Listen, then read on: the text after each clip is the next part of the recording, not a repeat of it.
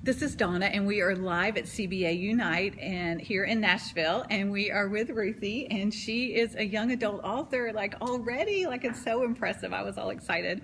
Her first book is coming out, and it is it's called How to Break a Paradox, yes. And it is about a young girl who is a hacker, and she's working for the FBI. So all those girls that code out there, you're gonna love it. I was just at another conference, and we're getting a lot of women writers or women in the books that are I wouldn't call us geeks or anything, but we're more technical.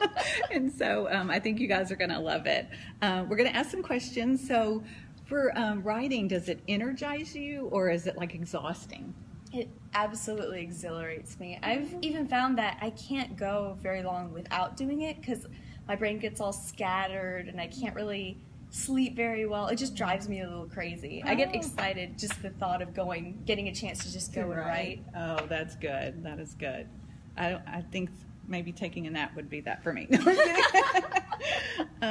So how has publishing your first book, have there been changes since that?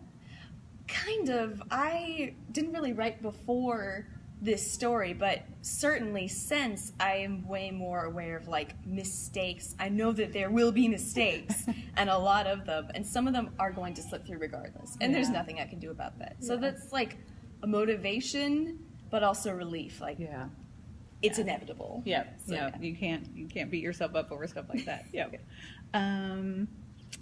So do you have more books that you think you'll be writing? I do. I hope for this series to be a trilogy, but then I write one afterwards of what came before. So that hopefully will end on the day that book one begins. So it's like a perfect loop. Yeah. Oh, that's awesome. So do you have to do research for this book?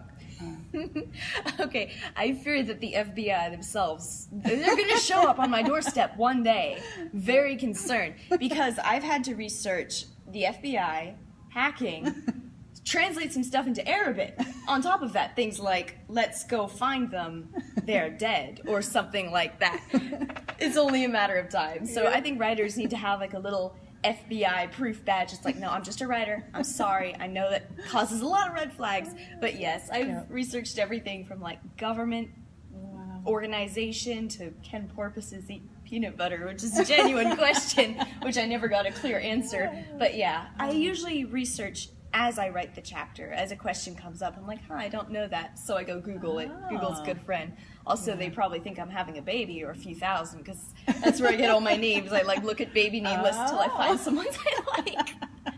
Yeah, you're going to start getting baby coupons in the mail. So what was your hardest scene to write in this book?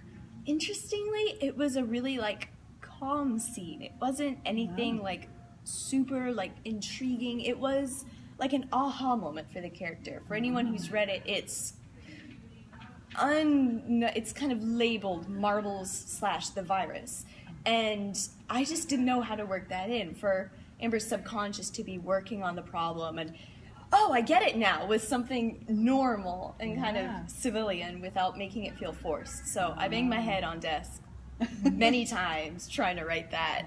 So and that probably is, I can see, more difficult just trying to make it believable, know, and still get your point across. So does your family support you writing? So much. Boy. Okay, so I'll start with my Aunt Debbie. I love her so much. And she just moved to California, where the book is set, so envying her a little bit. But when she first heard about it from me, it was only like a couple pages, maybe a few chapters. It was very iffy. I was like, this isn't that great. She believed. She was like, it's going to get published. And I was like, it's not even done. She's like, no, you've got something. Don't give up. And she has never given up on me.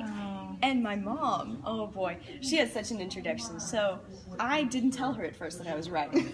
So I would sit at the dinner table and just mutter to myself, and then at breakfast I'd be like, oh, decisions, toast or bagel, which is a line.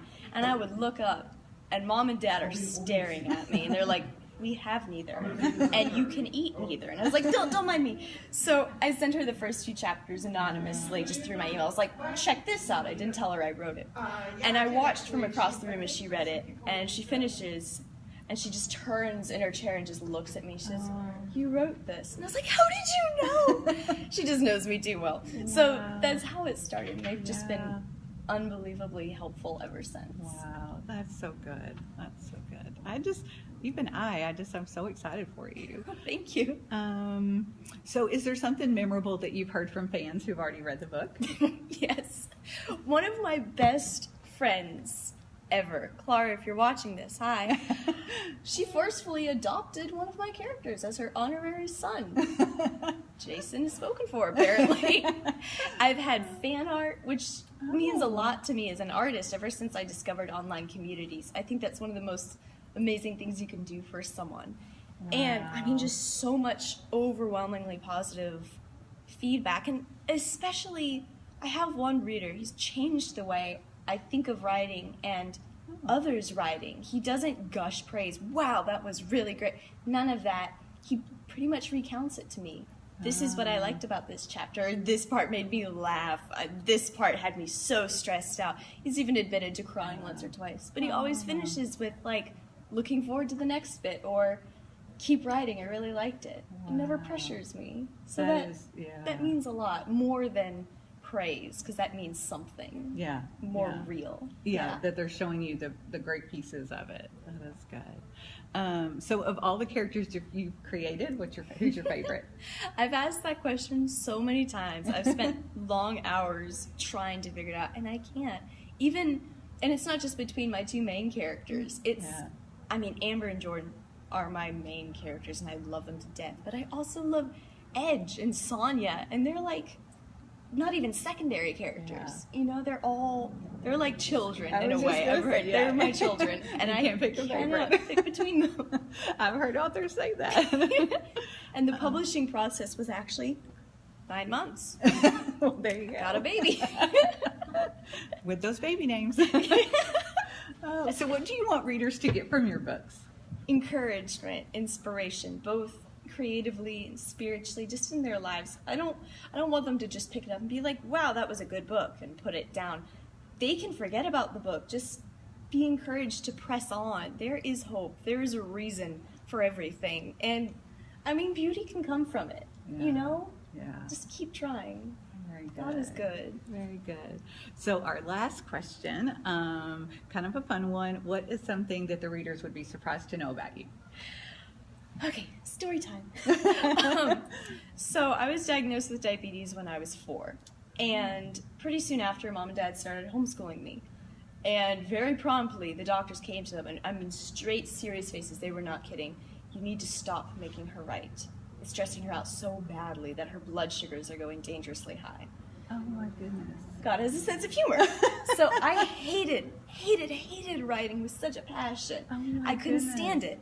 And a lot of it was the handwriting side of it. My 3rd grade teacher, my first year of outside of the homeschool, would often bring me to her desk and hold up a piece of paper and ask me to read it. She's like, "Do you know what this says?" And it's like, "Sanskrit? No, I can't." And she's like, "That's unfortunate. It's yours." I was like, I know. So, yeah, but once I figured out about keyboarding and just got very fast at it, that made all the difference. Wow. So it took the Lord just taking my life apart through a season at the beginning of high school of intense anxiety and depression. I lost everything that I thought I was. And he used this book to kind of remind me. I mean, it came out of that time. It was his gift to me after all that. And I have seen the faithfulness of God. He's good. So. That is so amazing, and that you recognize it. Because I don't think some people, they recognize it. That's beautiful. Thank you so much. We're very excited.